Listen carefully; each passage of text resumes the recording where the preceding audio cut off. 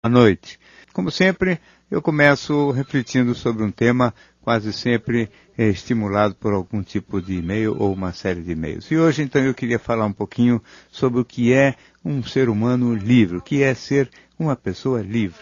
E esse conceito, evidentemente, é um conceito muito amplo, muito genérico e muito até perigoso, porque as pessoas usam, vamos dizer assim, quase como sinônimo de ser livre como uma pessoa sexualmente livre, quer dizer, liberdade sexual, e ainda nem é no sentido efetivo de liberdade sexual, é no sentido de achar que tem o direito de sair com o maior número de parceiros possíveis. Isso está longe de ser livre. O conceito, na verdade, depende de uma reflexão mais acurada. A primeira delas é a seguinte: nós temos algumas limitações. Ninguém é completamente livre quando vive numa sociedade, quando tem uma relação com o trabalho, e onde você, portanto, tem que se comportar dentro de certas características e dentro de certas personalidades, vamos dizer, peculiaridades, com o intuito de ganhar a vida, né? Então, a dependência econômica que nós temos da estrutura social como um todo e diretamente daquele tipo de trabalho que nós exercemos é óbvia. Nós também temos vínculos afetivos, ou com pais, com filhos, com parceiros sentimentais, com amigos. E nós dependemos da avaliação dessas pessoas, da admiração delas, para que o sentimento persista e possa continuar existindo. De maneira que é evidente também que nós temos aí um tipo de dependência que deixa a gente menos livre do que gostaríamos. Quer dizer, ninguém é totalmente livre na medida em que, se você quer ser admirada, respeitada pelas pessoas, evidentemente você tem que saber que isto vai implicar em algum tipo de limitação do ponto de vista das suas relações afetivas. Quer dizer, quando você tem as relações afetivas, você tem um comportamento que tem que depender daquilo que vai ser a aceitação que vem deles. E, portanto, a limitação também é a liberdade individual. Agora, tem que tomar cuidado sempre com o tamanho das concessões que a gente faz, tanto para obter o nosso sustento, quer dizer, nas relações de trabalho, quanto mesmo nas relações amorosas. Num caso como no outro, a gente pode fazer concessões até um certo ponto, até um ponto que não ofenda demais os princípios e valores da gente. Mesmo por amor, quando as pessoas são muito acostumadas à ideia de fazer concessões exageradas por força de não perder o parceiro sentimental, elas cometem um grande erro, porque na realidade o respeito que a gente tem pela gente mesmo é mais importante do que qualquer outra coisa. De maneira que há um espaço, sim, para a liberdade individual, mesmo para aquelas pessoas que querem manter uma boa posição profissional e vínculos afetivos, não só de ordem sentimental, como amigos, vínculos com parentes, com filhos. Agora, tudo isto, esse espaço para a liberdade, por exemplo, está relacionado com a capacidade da gente, ou com a maneira como a gente vai exercer o gasto, o consumo da gente. A gente não é obrigado a gastar da maneira como nos mandam.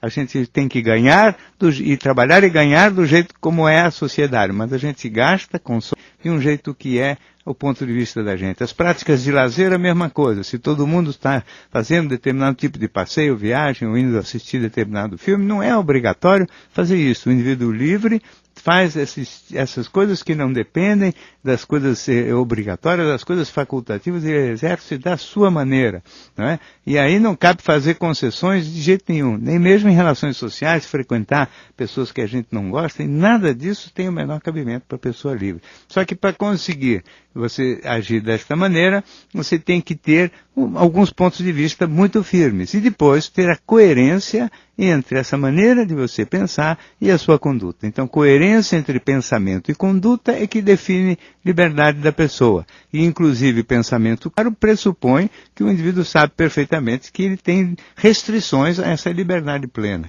Essa coerência só pode se manter quando você tem duas coisas. Primeiro, uma certa autonomia no jeito de pensar em relação à sociedade na qual você vive. Quer dizer, você pensa por conta própria, você não é um robozinho que obedece todas as normas da cultura em que você vive. E segundo, você tem um certo controle sobre você mesmo. Ou seja, você não é escravo dos seus medos, você consegue pela coragem, pela determinação, pela perseverança, vencer os seus medos, vencer as suas obsessões, vencer as suas compulsões, por exemplo, alimentares, etc. E cada vez mais conseguir chegar perto de agir em plena coerência e consistência com os seus pontos de vista. E esta superação é que é, talvez, uma das coisas mais importantes e mais características daquilo que se pode chamar do ser livre. Muito bem, nós já temos então mais um primeiro ouvinte na linha. Seu nome, por favor? Jaqueline. Pois não, Jaqueline. Doutor, eu tenho trabalho, moro só, e eu tenho medo de obter coisas materiais. Vamos supor, melhorar a minha casa, ter um computador, porque eu tenho muito medo de ser assaltada, de entrarem na minha casa e levarem as coisas que eu consegui com tanto trabalho. Sei. Então, é uma coisa que hoje eu estava refletindo, falei, puxa vida, poderia melhorar um pouquinho as condições que eu vivo e tal, ter um computador, que é importante, né? Mas não tenho, porque eu tenho medo de levarem embora. De ser assaltada. Isso, por eu morar sozinha, né? Jaqueline, você mora num lugar muito perigoso? Ah, não é perigoso, mas a gente ouve tanta coisa, assim, o lugar que eu moro é mais ou menos perigoso, sim. Não, mas todo lugar hoje é mais ou menos perigoso. Em que cidade você mora? São Paulo. Sei. Então, quantos anos você tem, Jaqueline? 47. Então, também não adianta ficar guardando dinheiro para não ser assaltada e nunca ter as coisas que você tem vontade, né? Precisa correr o risco. Não tem jeito de fazer seguro dessas coisas? Porque, em geral, nas casas você pode fazer um seguro. Ah, não sabe mesmo. Então. E aí você pode usufruir, porque às vezes a gente, sem perceber, usa uns truques que sabotam o prazer ou as satisfações da gente. Quer dizer, você faz isso só com objetos materiais ou você faz isso com outras coisas na sua vida? Não, eu tenho a impressão que às vezes até, assim, eu poderia até ter um trabalho melhor, uma condição melhor, mas toda vez eu estou sempre agindo de uma forma subserviente, de uma forma mais a não ter as coisas, a não ter um ganho melhor, porque eu estou sempre, mesmo em relação à afetividade, quando eu vejo alguém, sabe, sempre é nessa condição. Então, na minha vida em geral, mas eu acabo não entendi, efetivamente, como é que é? Se aparece um cara muito legal, você cai fora por medo de perder também? Por medo de perder, por medo de achar que ele vai me explorar, porque aí eu fico ouvindo, fulana arrumou um namorado que roubou tudo, ameaçou e não sei o que, o outro lá também tinha não sei o que, veio o bandido, levou tudo, e aí eu acabo me sabotando. Assim, poderia estar numa condição melhor financeira, mas aí eu fico me sabotando na aparência, na roupa, utilizando roupas de forma muito discreta, para não chamar muita atenção. E aí quando eu resolvo, aí chama atenção, já fico com medo, né? Então eu acho que eu me saboto na vida. Então você sabota em tudo e parece que o principal motor dessa sabotagem é o medo, né? Isso. Você tem medo de que todas as coisas boas que possam te acontecer atraiam coisa ruim para cima de você. Então, evidentemente, você, para não atrair nada de ruim para você, você corta todas as possibilidades positivas também. Isso é um mecanismo um pouco sem lógica aparente, mas que tem a ver com um aspecto importante da psicologia da gente, que é o tal do medo da felicidade. Parece que sempre que a gente tem muita coisa boa, está muito feliz com qualquer conquista, material ou sentimental, ou amizades, ou o que seja, parece que isso vai atrair uma tragédia, vai atrair uma coisa ruim que vai nos prejudicar, que vai nos subtrair aquilo que seria o nosso gosto e o nosso direito. Então o que acaba acontecendo é a tendência da gente de justamente abrir mão, ou sabotar antes, abrir mão quase de todas as coisas boas, porque com esse procedimento parece que nada de ruim vai nos acontecer, porque a gente já estragou sozinho as coisas da felicidade. Então isso é uma estratégia muito acovardada. Eu acho que a gente tem que arriscar um pouco mais, acho que a gente tem que ousar um pouco mais. E na questão de um namorado que possa vir a ser alguém que vai te roubar e te prejudicar, talvez tenha que tomar um pouquinho de cuidado só na escolha do caráter, ou seja, com quem é que você vai andar, né? É só isso. Agora o resto, depois, o risco fica menor e esse pequeno risco a gente corre. Muito obrigado pelo seu telefonema. Temos aqui o e-mail do João. Olha aqui, Jaqueline, esse João, por exemplo, seria um moço ótimo para você. Olha só. Diz assim: doutor, tenho 33 anos, sou muito caseiro, gosto de cinema, leitura e futebol, e sou muito ligado à minha família, principalmente aos meus sobrinhos de 8 e 5 anos. Na maioria dos meus relacionamentos, são as mulheres que tomam a iniciativa de acabar.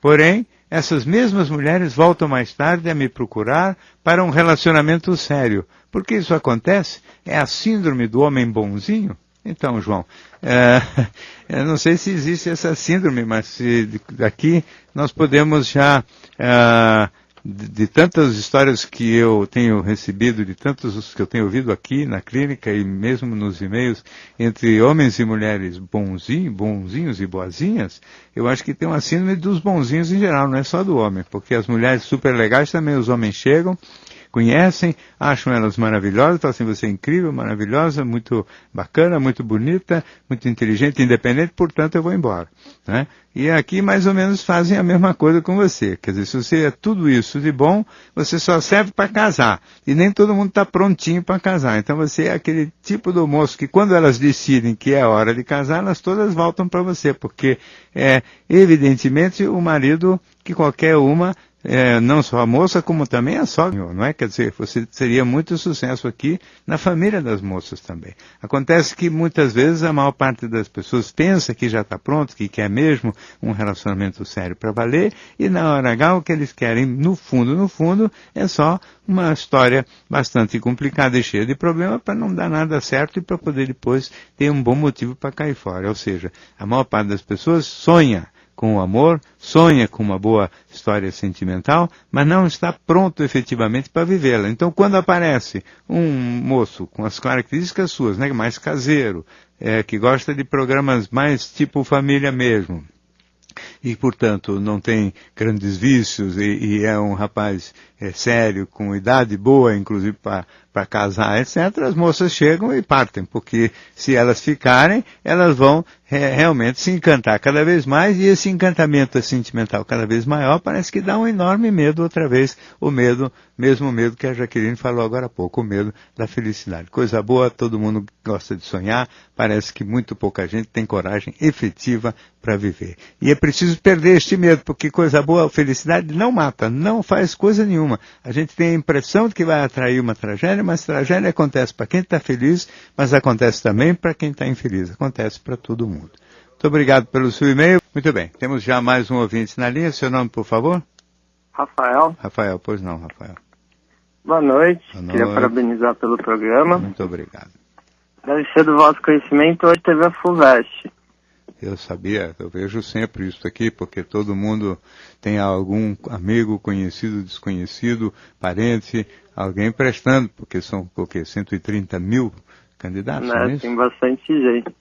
A minha namorada faz 1 ano que ela está fazendo um cursinho, e ela sempre foi muito boa aluna, ela se dedicou cerca de 8, 9 horas por dia de estudo, e hoje o resultado dela não foi positivo do jeito que ela esperava. Pelo contrário, chegou a ser negativo, acho que abaixo da nota de corte. Ela fez vestibular para que matéria? Engenharia ambiental. Para engenharia ambiental. Ela estudou bastante e não teve resultado bom? Na verdade, o problema é que o ano passado ela não tinha feito cursinho e fez 58 pontos. Sei. E esse ano, após 1 ano de cursinho, ela conseguiu fazer 62. Então essa diferença ela acha que jogou 1 ano fora, e pra mim eu já lidei com a ansiedade dela de fazer a prova, dela ficar mal, mas agora lidar com o resultado negativo está sendo bem complicado. Pois é, mas já saiu a nota de corte para engenharia ambiental? Não, mas ela fala com base nos anos que passaram, né? Que número é a nota? Ficou bem próximo, cerca de 67 e 65 ano passado. Sei. E esse ano a prova foi mais difícil ou não? Eu só quero saber se ela está chorando antes da hora ou se realmente ela está, vamos dizer assim, com um resultado fraco. Evidentemente que o resultado é fraco. De todo modo, o resultado é fraco perto do que ela se esforçou, é isso? Sim, a grande preocupação dela é essa. Ela tem ido, por mais que tenha chegado quase lá, mas até pode ser que ela consiga, dependendo da nota de corte. O número não está tão distante. Mas é o fato dela não ter ido tão bem quanto ela esperava. Sim. Então, aí, o Rafael, ela ficou muito nervosa nesse período todo? Você acha que ela teve um aproveitamento bom? Assim, psicologicamente ela ficou prejudicada ou ela realmente tem alguma dificuldade para memorizar tudo isso, para aprender tudo o que precisa? Rafael, você está estudando aonde? Eu vou me formar na 2ª faculdade agora, estou acabando publicidade. Sei. Você não teve nunca dificuldade para fazer os vestibulares nem nada? Não. Sei. Ela se compara com você também, Rafael? Ela tem 20 anos, eu tenho 23. Sei. Então ela joga um pouco da culpa de falar que vai atrasar a vida, que eu já sou formado, que eu já estou acabando a segunda faculdade. Às vezes ela usa isso um pouco de comparação. Sei. Você acha que ela tem qualquer coisa parecida com de você ou não? Não, acredito que não. A gente é bem parceiro um do outro nessa questão de equipe, de ajudar. Então, se ela quer mesmo fazer este curso e se ela teve este resultado, precisa estudar, evidentemente, quais são as variáveis que estão envolvidas no tipo de problema que levou ela a ter um resultado menor. Todas as variáveis têm que ser levadas em conta, inclusive o fato dela não ser muito competente para um estudo muito regular e muito sistemático desse tipo como o exigido no vestibular, que é uma prova de seleção evidentemente rigorosa e que tem lá um certo tipo de ritual também vamos dizer assim, exigência e um tipo de pergunta que tem que ser feita, que tem que ser respondida, uns truquezinhos e umas manhas que talvez ela não seja muito esperta para pegar isso. Talvez não seja tão competente para memorizar, talvez não esteja se dedicando, apesar de um número de horas grande, com a devida serenidade e objetividade. Tudo isso tem que ser encarado com frieza e se não deu esta vez, tem que fazer tudo de novo, porque a vida é assim mesmo. A gente fracassa, a gente se levanta e vai para frente outra vez. A gente com persistência e determinação acaba chegando onde quer. Não existe essa questão de comparação. Uns chegam mais rápido a se formar, outros são mais lerdos. O importante é a gente ir atrás de realizar o sonho da gente. Se o sonho dela é fazer engenharia ambiental, tem que perseguir esse objetivo, custe o que custar. A menos que ela não tenha efetiva aptidão, inteligência ou capacidade para o curso. Mas não sendo este o caso, tem que persistir, tem que ver aonde ela errou, aonde é que poderia agir de uma forma melhor e ver como é que ela faz para na próxima vez conseguir um resultado mais bem adequado para ela. Muito obrigado pelo seu telefonema. Temos mais um ouvinte na linha. Seu nome, por favor? Alô? Pois não. Eu me chamo Rosa, eu tenho um filho bipolar e eu gostaria de saber, não sei se o doutor poderia me responder, até que ponto o fato dele ter fumado maconha durante muito tempo e tudo provocou os surtos ou ele teria bipolar de toda forma, mesmo se ele não tivesse usado droga. Droga, só maconha ou usou mais alguma outra Só coisa? maconha, talvez cocaína, mas em pouca quantidade. Mas maconha ele usava em grande quantidade. Sei. Me diga uma coisa, quantos anos ele tem agora? Ele tem 33. Ele tá muito bem, tá sendo tratado, lítio, trabalha, tá controlado, mas... Sim, já teve crises dos dois tipos mesmo? Ele já teve crise de euforia ou só de depressão? Ele já teve os dois tipos, tentativa de suicídio, foi internado, tomou Aldol, teve... Tentativa de suicídio braba? Braba. O que ele fez, hein? Uma vez ele tentou se jogar da janela, depois tentou se enforcar, outra vez ele tomou todos os remédios. Isso tudo em crise de depressão, né? Teve euforia também, ele pegava o carro e dirigia loucamente, Sei. bateu o carro. Gastava dinheiro mais do que tinha também? Gastava, estava sempre endividadíssimo. Sim. Mas agora está super bem. Agora também está longe das drogas? Está longe das drogas. Então, Rosa, eu posso dizer a você o seguinte, que provavelmente a droga não tem um fator tão relevante no desencadeamento da doença bipolar, que é uma coisa que acho que é uma coisa mais do que tudo de nascença. Mas não ajuda em nada, quer dizer, um adolescente e adulto jovem usando maconha em grande quantidade pode perfeitamente ser uma pessoa que acaba tendo aí uma tendência a se deprimir ou a ficar um pouco prejudicado na sua persistência, disciplina, determinação. A tendência depressiva, no indivíduo que já tem a predisposição bipolar, o indivíduo deprime e deprime muito mais fundo do que deprimiria um indivíduo sem a tendência. né? Deprime, às vezes, por estar insatisfeito consigo mesmo, só que essa depressão numa pessoa que tem a predisposição tem, então, um quadro muito mais grave que pode, inclusive, levar ao suicídio e a tentativa séria de suicídio, etc.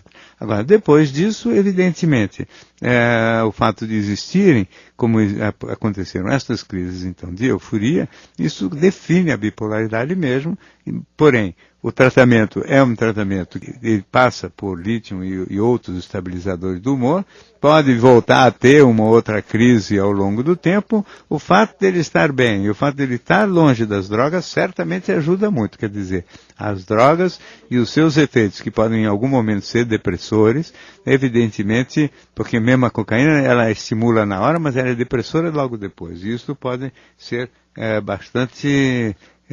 bastante mais grave em algum momento futuro. Então, fora das drogas, está sempre melhor a situação que ele vai ter que passar daqui para frente. Muito obrigado pelo seu telefonema. Temos só um e-mail aqui de um ouvinte que não quis se identificar, que diz o seguinte: Dr. Jacobá, tenho medo de perder o interesse por minha namorada pelo fato dela estar engordando. Ela é muito bonita e sempre teve um corpo volumoso, mas de uns meses para cá está ganhando muita massa corpórea. Receio que ela perca as curvas que tanto gosto. Como falar sobre isso sem magoá-la? Então, meu caro ouvinte, não vejo nenhuma dificuldade em falar claramente, não. Eu acho que não tem nada pior do que você ser hipócrita, fingir que não está ligando por uma coisa que você está ligando e depois acabar trocando a namorada por outra porque você está insatisfeito. Tem um jeito muito fofinho de falar claramente a verdade.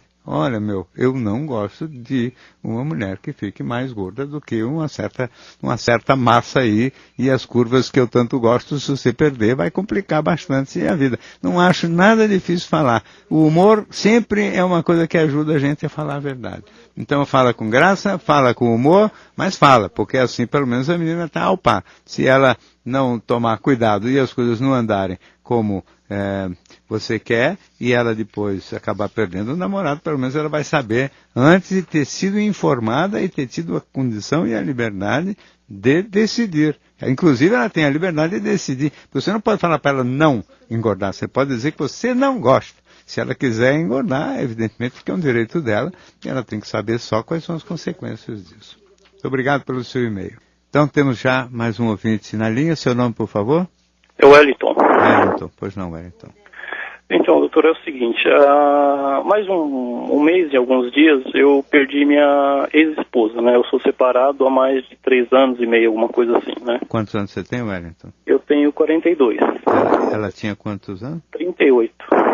Morreu do quê? E ela, um câncer no cérebro. Sei. O menino não deu tempo de fazer nada.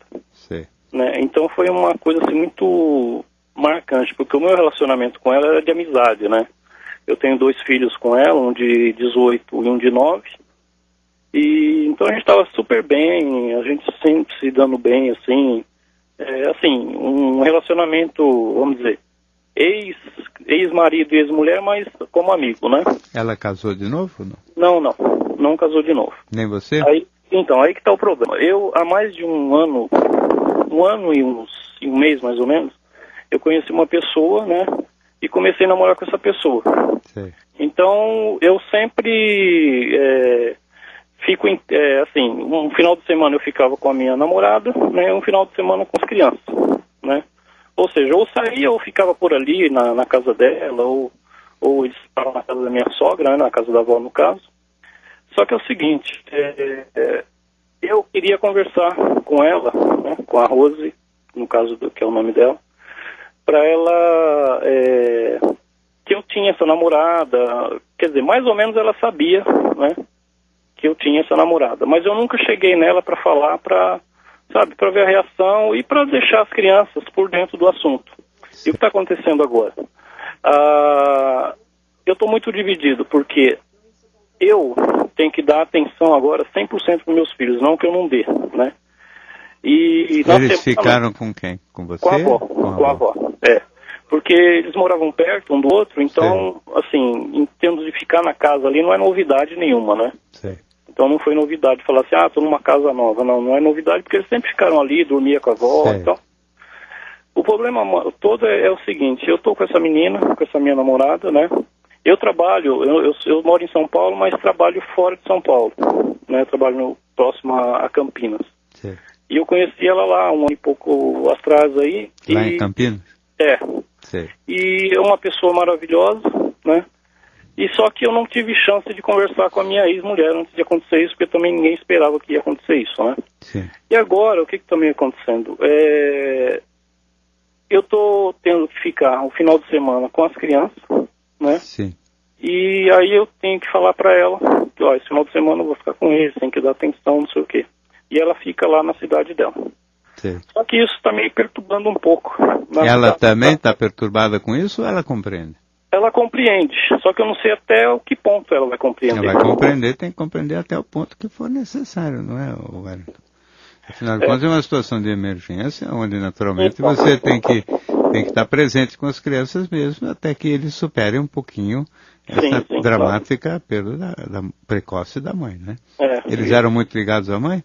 Muito. Então, evidentemente você tem que dar uma força para os meninos aqui, não tem nem o que discutir. E a sua namorada, se é uma pessoa razoável e de bom senso, ela tem que entender que o que aconteceu prejudica um pouco o bom andamento do namoro, mas não é nada de tão radical que não possa ser resolvido no momento posterior. Porque na verdade, assim, como eu trabalho no mesmo prédio que ela trabalha, né? Eu trabalho no André, ela trabalha em outra, em empresas diferentes. Sim. Então, na semana inteira a gente se vê. Se vê toda semana. Então, no fim de semana, por enquanto, ela vai ter que entender que isto não está adequado e você também vai ter que, calmamente depois, ir apresentando ela para todo mundo. Do ponto de vista de apresentar ela para os filhos, etc., vai ser até mais fácil se você fizer isso com calma e sem pressa, porque aí não vai ter a sensação da parte deles de que a mãe estaria se magoando, ficando triste por causa deste novo relacionamento. Então vai até ser mais fácil. Agora, até que ponto ela vai ter que compreender? Ela vai ter que compreender até o ponto que você achar necessário. E se ela não compreender, ela vai então tomar a iniciativa de dizer, olha, não dou conta disso, vou cair fora. Se acontecer isso, ela não é a pessoa maravilhosa que você está falando que ela é. E se ela não é a pessoa maravilhosa que você está falando que ela é, também não é tão grave se isso acontecer. Eu penso que você tem que dar prioridade absoluta agora nesse período de luto para, vamos dizer assim, os cuidados necessários para o bem-estar, para cuidar o melhor possível dos seus filhos. A sua namorada fica no plano e tem que ter entendimento para isso, porque a vida adulta é uma vida cheia de contratempos e a gente não escolhe as coisas. Isso que aconteceu não foi nada premeditado, faz parte das coisas trágicas da vida. Quando acontece para a gente tem que dar o melhor destino e principalmente aquele que vai deixar a consciência da gente em paz, não é? E mesmo como eu falei na abertura do programa, aqui, se a coerência entre o pensamento e condução, você acha que tem que ser o pai adequado e presente, nesse momento essa tem que ser a sua conduta. E se isso aqui vai ir contra qualquer decepção, ou vai gerar qualquer decepção sentimental na sua namorada, isso corre por conta da imaturidade dela. Muito obrigado pela sua participação e tomara que vocês todos consigam superar bem esta dor nada fácil. Temos outros ouvintes na linha, seu nome, por favor? Alô? Oi, boa noite. Boa noite. Meu nome é Débora. Pois não, Débora. Doutor, seguinte, eu tenho um casamento de 22 anos, tá? Eu namorei durante 6 anos e durante esses 6 anos, vida sexual ótima. Depois que nós casamos, eu fui morar com a minha sogra e aí começou o problema de ordem sexual. Não entendi. Começou o problema? De ordem sexual. Sexual? De ordem sexual. Sim. Eu queria sexo, eu chorava a noite inteira que eu queria sexo, não porque a gente dorme do lado do quarto da minha mãe. Não porque eu estou preocupada com o trabalho. Não que eu estou preocupada com conta. Moral da história. Eu tenho 22 anos de casada, sexo a cada 6 meses, 8 meses, 9 meses. Quando acontecia, não consigo imaginar sexo melhor do que esse. Apesar de não ter nível de comparação, nunca imaginei um amante melhor. E durante o namoro não era assim? Não, era frequente e bom. E moral da história, fazem 2 anos e meio, há 3 anos que a gente não tem contato nenhum. Vocês continuam morando com a sogra ou já? Não, ela faleceu e continua o problema... Igualzinho. igualzinho. Ou seja, não era a sogra o problema, então? Não era. Sim. Não era ordem financeira, não sei. Não sei o que entender. Vocês se dão bem fora desse aspecto sexual, Débora? Atualmente não. Atualmente nenhum segmento, porque a gente não tem nenhum tipo de contato, nenhum tipo de relacionamento, nada. Sim, mas antigamente, fora o aspecto sexual, havia intimidade legal? Era Nossa, totalmente, de ponta a ponta. É muita briga entre vocês? Não, porque a gente não tem mais contato. A gente não se fala. Antes tinha briga? Não, só por só por essa questão mesmo. Só, aí é você que brigava? Sim. Você é mais briguento que ele? Totalmente. Uhum. Você sabe que esse negócio de ficar pedindo muito sexo não dá certo, né? Eu já vi que não funciona. Não funciona. As moças que fazem cara de quem não quer nada com nada e não tem o menor interesse, parece que os homens ficam muito mais afim do que aquelas que ficam pedindo muito insistentemente. Mas me diga uma coisa, o que sustenta esse casamento hoje? Não sei dizer. Eu acho que sentimento de...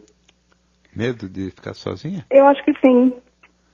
Quantos anos você tem agora, Débora? 48. E ele? 49. E ele pro jeito bem acomodado. Ninguém vai tomar iniciativa nenhuma, não?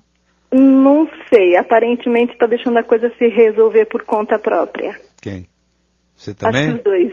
Mas resolver por conta própria vai resolver nada, né? Pelo jeito. Porque o tempo foi passando e nada foi acontecendo. Nada vai acontecer também, não é? Quer dizer, tudo leva a crer que ou vocês sentam os dois para conversar, para valer, talvez até pensar na possibilidade de uma terapia do casal, os dois juntos, para tentar discutir e reinventar esta vida sexual que nunca, dentro do casamento, alguma coisa aconteceu que travou, ou algo que possa reinventar uma aliança entre vocês, ou então começar a pensar realmente em separação. Eu acho que, como o casal, antes desse tipo de problema, tinha uma coisa em comum forte e legal, eu acho que vale a pena, antes de tudo, fazer um esforço sério para ver se conseguem reinventar um nível de conversa, de diálogo e uma intimidade sincera e verdadeira entre vocês dois, para ver se consegue efetivamente alguma coisa melhor do que esse ficar esperando aí a morte chegar, porque pelo jeito como vocês estão levando as coisas não vai acontecer nada, nem vai consertar e nem ninguém vai romper essa relação. Então eu acho que o caso seria de tentar consertar para valer, quer dizer, sentar individualmente ou em terapia do casal, tentar conversar, estabelecer, recriar um diálogo e uma intimidade, e se isso não for possível, então pensar seriamente numa separação também amigável e fraterna, já que não tem nenhuma razão maior para vocês terem tanta raiva um do outro. Muito obrigado pelo seu telefonema. Tenho aqui o e-mail da Andréia, que escreveu o seguinte: doutor, eu ouço muitas pessoas dizerem que os cafajestes e egoístas mudam quando encontram a pessoa certa. Eu, particularmente, não acredito nessa afirmativa, nem sou otimista quanto a mudanças de pessoas de caráter duvidoso. Acredito que os desvios de caráter apenas pioram. Já me relacionei com um homem egoísta e não percebi nenhuma mudança em 10 anos. Pelo contrário, destruiu a minha vida e trago sequelas até hoje. O senhor acha que índole e caráter são elementos que podem mudar? Então, André, eu não sou tão pessimista quanto você, mas também não tenho nenhuma ingenuidade de achar que os cafajestes egoístas mudam apenas quando encontram uma determinada pessoa.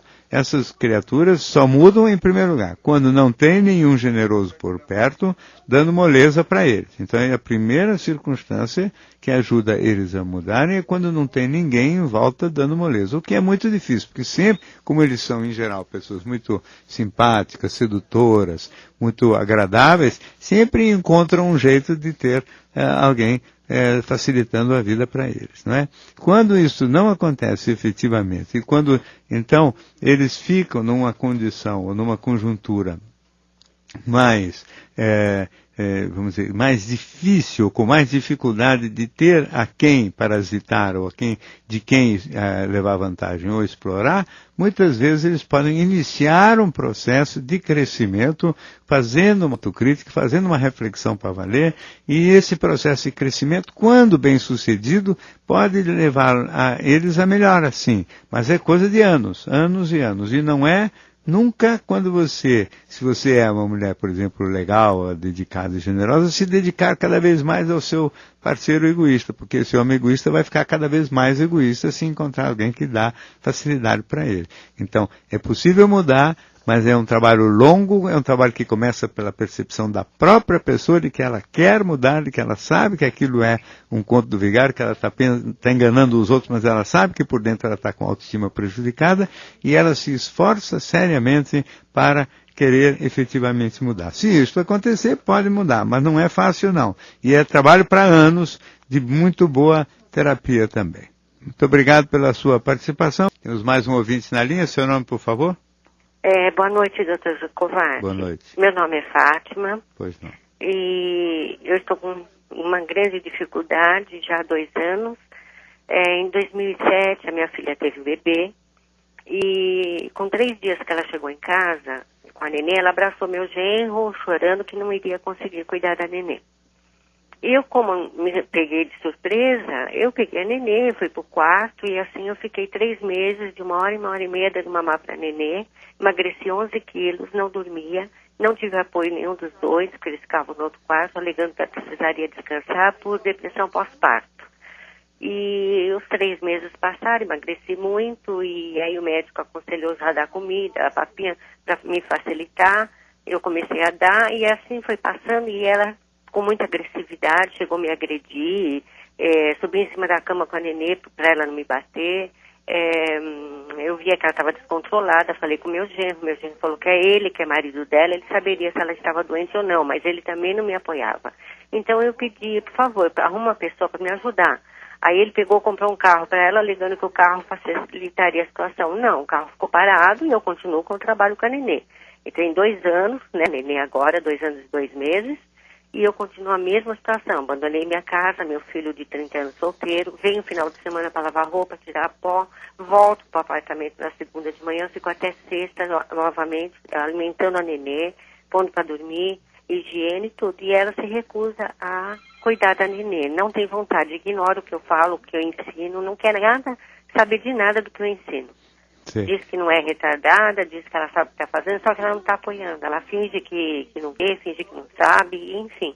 Eu tenho muita dó da criança, tenho amor como vó, sim, mas eu tenho dó de mim também, porque há 1 mês e meio estou com diabetes emocional, cansada, emagreci 11 quilos, estou esgotada, não sei o que fazer, doutor. O senhor pode me dar uma palavra? Eu quero saber só o seguinte, essa sua filha sempre foi folgada antes disso? Sim. Ou só depois do parto que ela ficou Analisei assim? Tudo isso. Olhando com muita calma como é que era o temperamento dela antes. Pois não. 6 anos de casada, deitada. Antes de... Parou de trabalhar, ficou 6 anos casada, e que eu analiso agora, que eu caí na real, ela ficava dormindo o dia inteiro, e eu não sabia disso. Ela limpava a casa, comidinha, e saiu do trabalho, não quis mais trabalhar, é instrumentadora cirúrgica, não quis mais trabalhar, e deitada assistindo televisão, e agora que eu caí na real. Ela teve a criança, se eu soubesse disso, teria dito, não tenha filho, porque você não tem capacidade, mas ela não ia me ouvir, mas eu teria arrumado uma pessoa. Não, mas você não tem, você tem que cair fora de lá.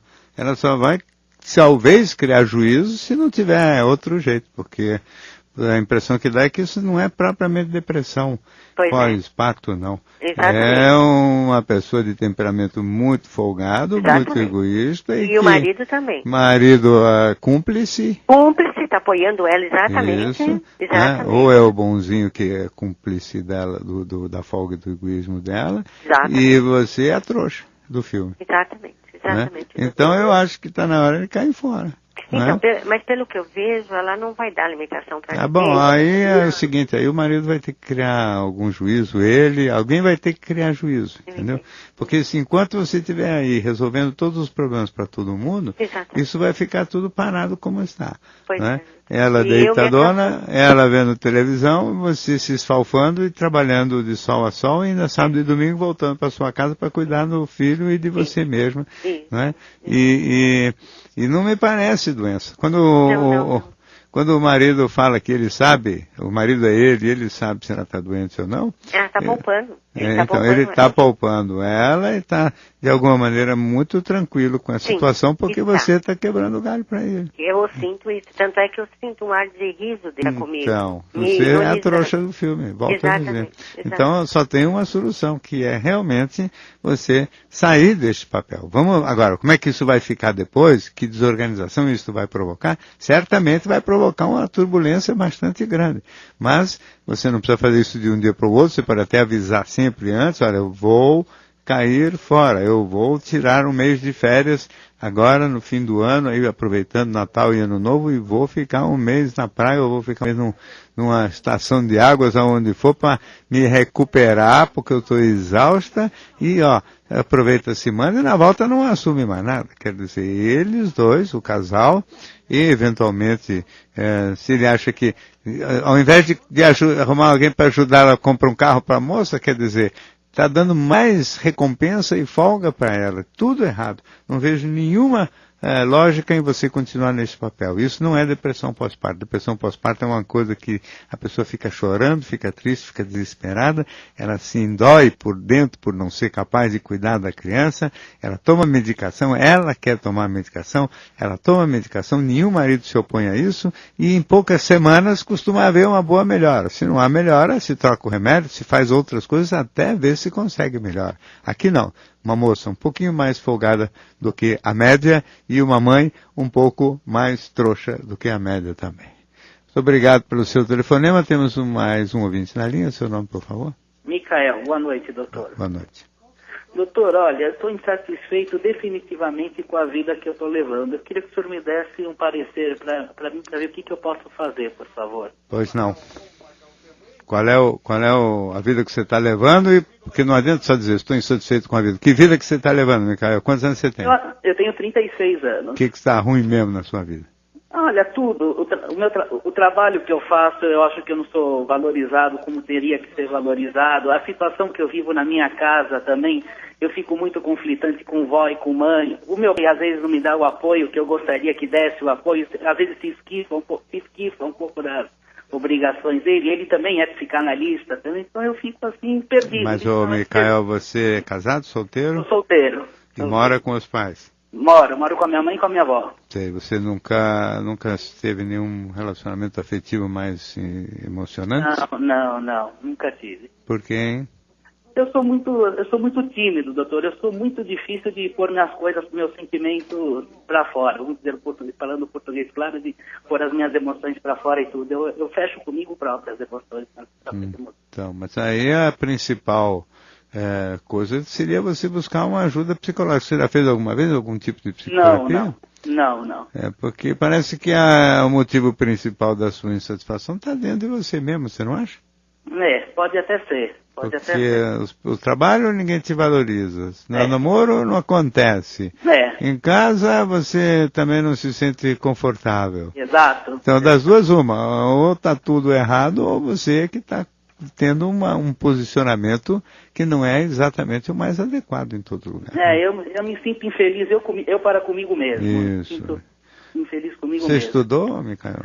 Eu tenho curso técnico de administração de empresas e tudo. E trabalha com isso? Não trabalho nessa área. Não faço essa área. Sei. Então, veja só, eu acho que você deveria realmente buscar, mais do que tudo, uma ajuda psicológica, né? E buscar um trabalho de psicoterapia, porque você tem aí problemas pessoais mal resolvidos que, obviamente, acabam se transformando em dificuldades, problema e insatisfação que se estende para todas as outras áreas da sua atividade. Então, acho importantíssimo esse trabalho psicoterápico e dificilmente você vai conseguir se safar bem sem resolver primeiro o que está dentro de você. Muito obrigado pelo seu telefonema. Temos agora o e-mail do Roberto, que nos mandou o seguinte: doutor, tenho 34 anos, me sinto bem fisicamente. Minha mulher tem a mesma idade, somos pais de uma menina, temos um ótimo relacionamento, a não ser na parte sexual. Fazemos sexo, em média, 3 ou 4 vezes por mês, e acho pouco. Eu sinto uma grande atração por minha esposa, mas parece que ela não sente o mesmo por mim. Certa vez fiquei o mês inteiro sem insinuar qualquer vontade para ver se ela me procura. Mas, para minha surpresa, nada aconteceu. Quando tento conversar, ela sugere que se eu quero tanto, é só eu falar que ela faz, como se fosse um favor, uma obrigação, uma coisa mecânica. Não quero terminar o casamento somente por causa do sexo, mas a situação está insustentável. O que podemos fazer? Então, Roberto, eu acho que você também está tendo uma avaliação um pouco equivocada do que seja a sexualidade, tanto masculina quanto feminina. O homem tem um desejo visual, ele é mais ativo, ele tem o hábito e o uso de ir atrás, de atacar mesmo, tomar a iniciativa sexual. A mulher, ela tem duas características. Primeiro, ela se excita ao perceber que está sendo cobiçada e desejada. Então, se você fica todo com cara de ofendido e não toma as iniciativas necessárias para, vamos dizer assim, querer chegar na sua mulher, você não provoca a excitação que tão bem faz a psicologia e o ego e a própria sexualidade da mulher. Além disso, a mulher é mais do que tudo táctil. A mulher não é tão... A mulher não é tão visual quanto o homem, ela é muito mais táctil.